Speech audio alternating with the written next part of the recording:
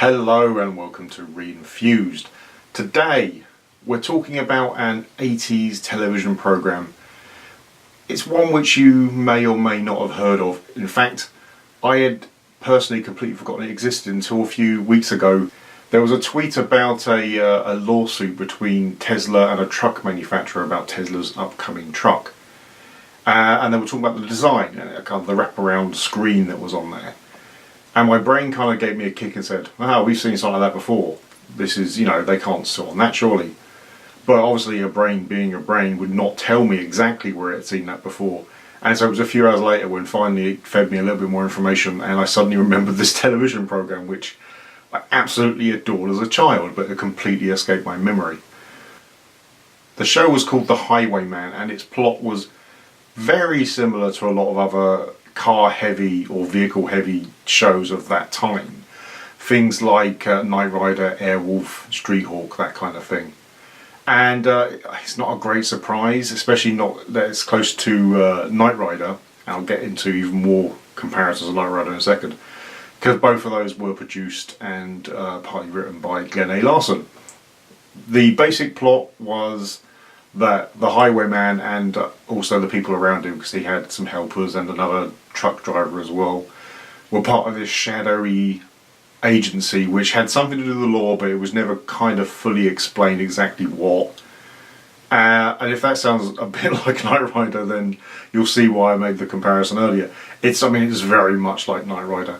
I'm guessing that plot line, or at least that premise, was just really easy to write stories around, and it's fair enough. It's quite a basic premise, but it works quite well. And so I think Glenn just kind of ran with it for a few shows. And, it doesn't really matter. When you're young, it already had everything you wanted from a TV program anyway. There was action, there were guns, there were explosions, and just giant trucks which just did amazing things. So as a child, let's be honest, plots weren't really the thing we were concentrating on when we were young. We were concentrating on the action on the screen, and the Highwayman didn't fail to deliver that. In fact, the action was very much, I guess, a cross between like Mad Max and Knight Rider. And so it kind of had that almost apocalyptic feel to it, with the giant trucks and the effectively lawless people going around and just tracking down these criminals, but also with this whole legal structure behind them, with all of their engineers and stuff as well, and the director and everything, and so it had that aspect from Knight Rider. So yeah, as a child it was an amazing show. But yeah, getting onto the trucks, because the trucks really are, especially for a child, the star of the piece, and they were amazing. They were genuinely amazing. I think possibly quite a big part of the reason why the show didn't last as long, for very long at all, is because of these trucks, because they were astounding pieces of equipment.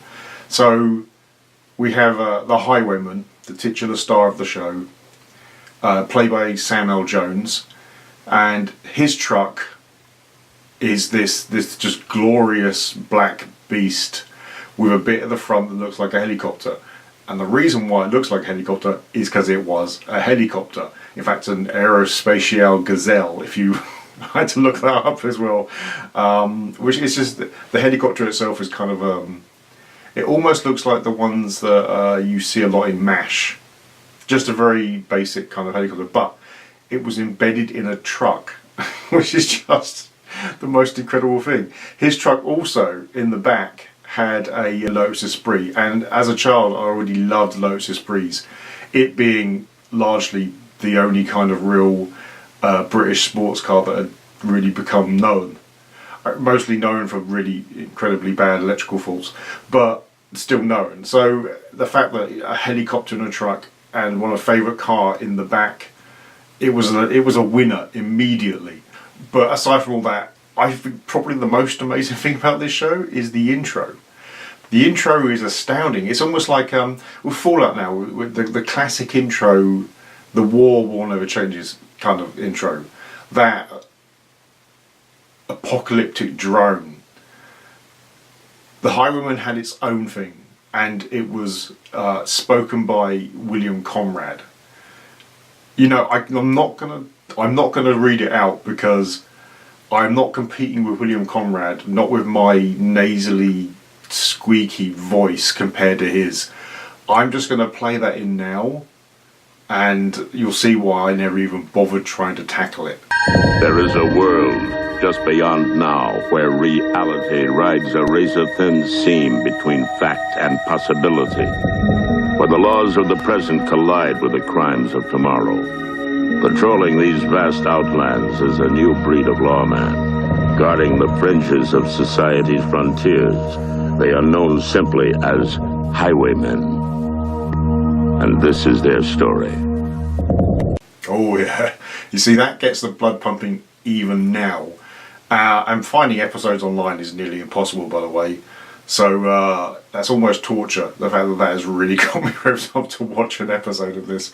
I haven't tried to find them on VHS or DVD or anything. I may do that. But it just didn't last very long at all. They did a pilot, and then they did a very short, I think 9-episode series, which was quite different in lots of ways from the pilot, because I think they lost a few actors and they blew up one of the trucks, but then they made another one. So it's just kind of, yeah, but I want to watch it now after hearing that intro. It's an incredible piece of work. On to the second truck. The second truck was driven by Jetto, who was played by Mark Jackson. And that truck separated into two, and the front was like this futuristic car. I don't think it was entirely. I think it was from a really mundane make. I've actually completely forgotten which one it was, but it was a very mundane make, but made to look slightly futuristic. But the best thing about that is, like I say, I think a lot of the reason why the show didn't get past the first series is because of the costs. And obviously they attempted to recoup a bit of the cost, because that truck was used in the very first episode of Power Rangers Time Force, which on its own is an amazing fact. Alright, thanks for watching. If you have any memories of the Highwayman at all, if you know where you can find episodes of the series, that would be great as well. Let me know in the comments and let me know what you thought about it, whether you liked it or hated it. If you really like this episode, then subscribe to us. If you just liked it, then hit like. If you didn't like it, again, comment below, let us know why. We'll try to improve. We're here for you, the community. We wouldn't be here without you. If you do want to back us, there is a Patreon, but it's not necessary in the slightest. Thanks for watching.